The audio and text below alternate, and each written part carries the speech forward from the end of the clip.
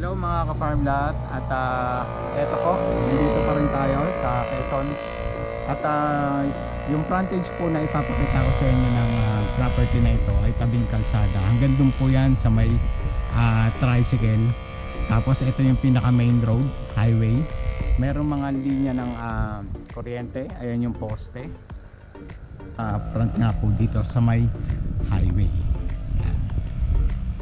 Then ito naman po yung property, papasukin ko lang po.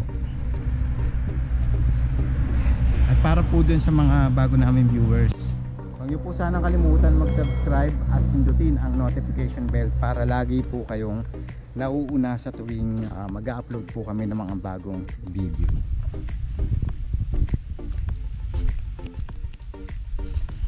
Ito mga ka-farmlet, tapusin nyo lamang po ang video ito. Ilibot ko po kayo dito.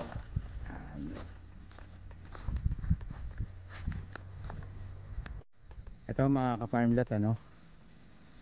Ayan. Then may kakao. Ayan. Meron po dito na kakao. Ayan. Tapos may saging din. Yung nyog naman po dito sa area na ito umaabot po ng 1,000 pieces po na puno, ano, 1,000 na nyog na puno. Then meron din po ditong iba't ibang klase pa ng tanim.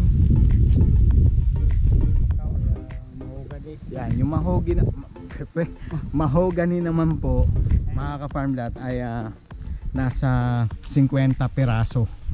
Mahigit po. Pwera pa daw po yung maliliit na mahogany. So yung mature, yung edad ng mahogany dito mga ilang taon? Ito, nara ba to? Oh. Ayan. Meron din palang nara dito. Ayun, mahigit 10 taon na raw po yung mahogany dito. Ayan.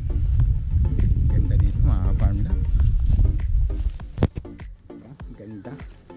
May slope, may patag. Mix po yung ano dito. Yung lupa. Ayan, oh, kita nyo naman pababa lang siya pero hindi naman siya nakakahinga. Ayan po yung itsura. Ayan.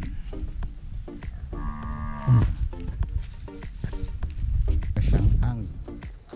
So pwede po kayo magtayo dito ng inyong resort camping site o kaya naman bahay bakasyunan, pwede po yan. Marami pa kayong pwedeng gawin sa lote na ito. Depende pa rin po sa layo at interest po ninyo mga ka-farmlat.